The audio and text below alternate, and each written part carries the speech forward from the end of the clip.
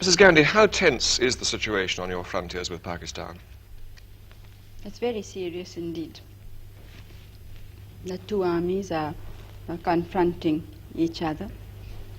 And of course, shelling has been going on for quite some time, even before I left.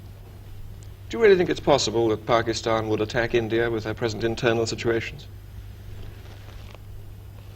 Well, when there is the sort of chaos which they obviously have, they may take desperate action and feel that an external enemy might unite some of the people there.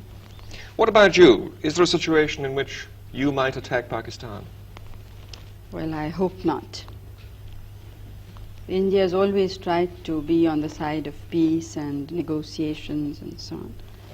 But of course we can't endanger our security in any way.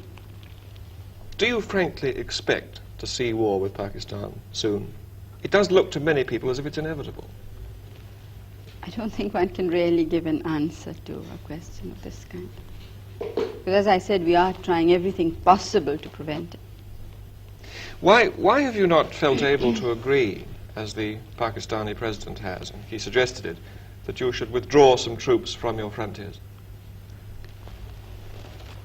Pakistan, as I moved its troops forward a considerable time before we did. Now, while they were there on our border, nobody raised any question that this endangers peace, it endangers our country. Now, when we felt compelled in the interest of our defense, the whole world seems to have woken up. Now, it seems a very unrealistic situation to me. And as far as going back is concerned, our positions are much further back. I mean, we don't have a second line that could serve us should Pakistan decide to attack after all.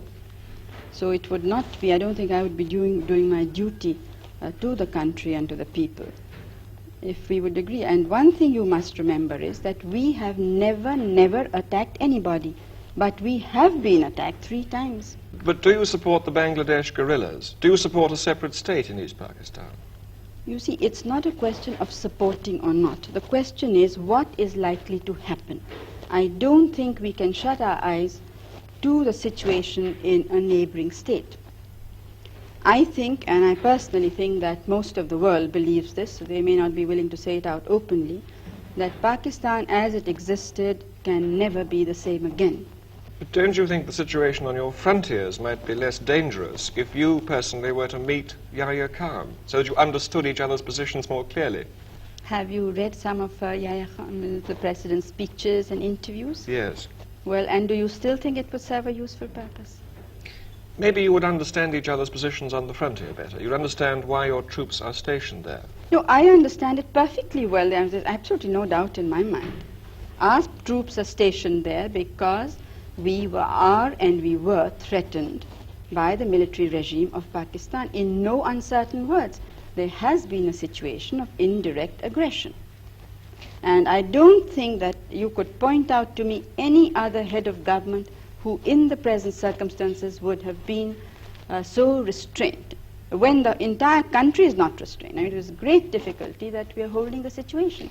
And then what we get outside is to equate us with a government which has killed more than 1 million people, which has created conditions of barbarity which I don't think the world has very seldom seen.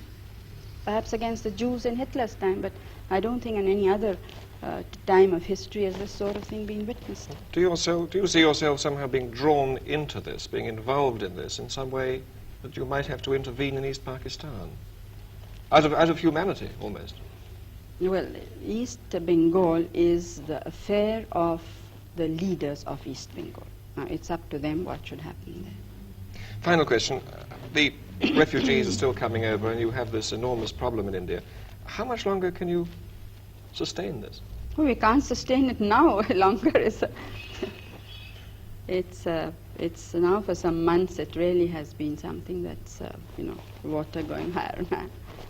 What are you going to do about it? Something will have to be done. One thing I must say, that I'm absolutely determined that all the refugees of all religions must go back We are not going to absorb them in our population. Would you have necessarily put them back by force? Well, I'm not jumping bridges before I come to them, but I'm only sure of this, that they have to go back.